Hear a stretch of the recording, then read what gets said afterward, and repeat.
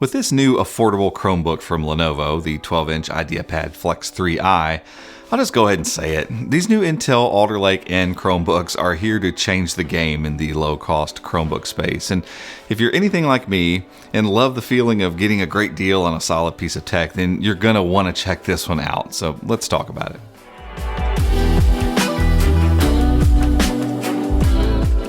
Look, I don't care if this spoils the review. I need to say this right up front. For the money, there are a few devices I've enjoyed using this much. This new Flex 3i isn't perfect and it doesn't get everything right, but with $349 as the starting price, it doesn't really have to.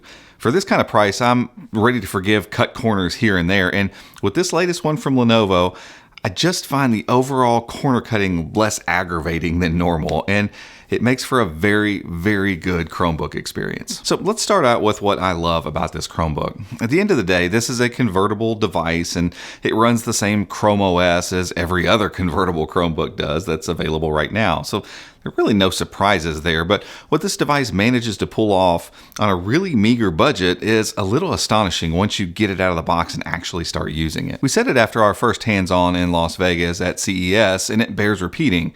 These new Intel Alder Lake-N Chromebooks are very, very solid in terms of performance and battery life. And we can talk about benchmarks all day. It gets like 46,000 plus on Octane and about 130 to 140 on speedometer. Real life use of this Chromebook speaks for itself. Throwing my normal workload at it caused barely any issues, and the only time I felt any bottleneck in performance was when I had over a dozen tabs open with all the other stuff that I keep open on all the desks, and RAM was likely the culprit. And while there's a version of this Chromebook supposedly coming with an upgrade to 8 gigs of RAM and 128 gigs of storage, our review unit, and the one that's widely available now at Best Buy, is the entry-level model with 4 gigs of RAM and 64 gigs of storage. Still, this Chromebook largely kept up with all my normal tasks, image editing and messaging and remote desktop work and music playback, all going at the same time. And this was while it was hooked up to my Quad HD monitor too. Now, it doesn't support the full 120 Hertz of that second screen, but pushing all those pixels around is not easy, and it was never really an issue. And in a sub $400 Chromebook, that's a pretty big win. And part of the reason it's so easy to use at the desk is the wide variety of ports you get for such a small device. There's a full-size HDMI port, 2 USB Type-A's, a USB Type-C,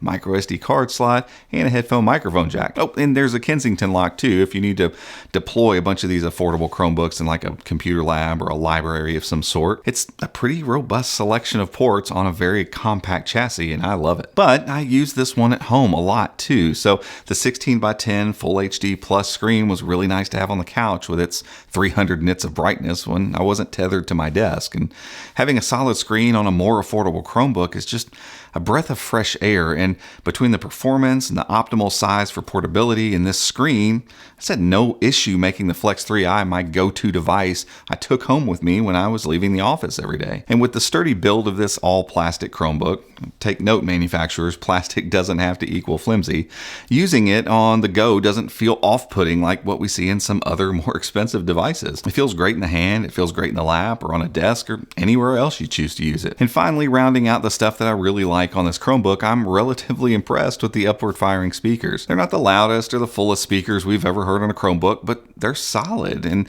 spoken word sounds really fantastic, and even music tracks get a nice bit of roundness too. They'll do great for shorter video consumption and, video calls too. But it can't be all sunshine and rainbows, right? I mean, some corners being cut as expected at this price point. So here's some ways where you start feeling those cut corners just a bit. The camera, while it does come with a privacy shade, I like that, is one of the worst I've seen in a while. It's 720p, it's grainy, it's washed out, and it's only good if absolutely necessary. The keyboard and trackpad are on the cheaper side as well. Now, I've typed on far worse keyboards, and I've definitely used worse plastic trackpads. These aren't stumbling blocks or reason to skip this Chromebook, but they're clearly not superlatives either. While the keyboard has worked for the most part, using it for longer sessions just kind of makes me want to go back to something a bit more comfy. The key presses feel fairly unrefined, and I just miss a lot more on this Chromebook than others. The trackpad is much of the same. It's fine, it's not terrible, it's not great.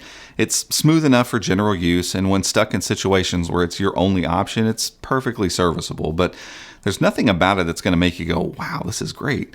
Again, at this price point, as long as it's securely in place and not wobbling around, I'm pretty happy, and this one handles all that just fine. And finally, there's no USI pen support. For a device that's this quick and portable and has such a nice screen, I was a little shocked by this. Now, don't get me wrong, you don't have to include pen support in every single Chromebook ever made with a touchscreen, but it would make a lot of sense for this one to have it. I'm really looking forward to the first Intel Alder Lake-N powered Chromebook that comes with USI support, because the speed of these chips is probably going to make for a really nice inking experience. Just not here on this one. So when you add all that up, the positives and the negatives alike, I think it's pretty clear why I'm so into this device right now. I mean, for the price, this is probably the best bang for your buck you can get in the Chrome OS space right now. Getting any device at a bargain is always a treat, and it allows you to easily kind of overlook all the small choices that were made along the way to get that price down. But at the end of the day, if a Chromebook gets the job done well, it's a little bit fun to use, and it doesn't feel like it's going to fall apart when you're doing it, you have an absolute winner at a $349 price point. And I'd imagine as time goes on, we'll even see deals on this Chromebook that's probably going to take it down under $300, and that's just crazy. Lenovo has absolutely nailed it with the Flex 3i, and this device has me wildly excited to see what other manufacturers end up building and releasing around this very capable small core processor family from Intel. But guys, that's it for this one. If you enjoyed this video, give us a thumbs up, head down there, hit that subscribe button, and be sure to ring the notification icon as well if you'd like to be alerted when we make future videos just like this one. Till next time, we'll see you.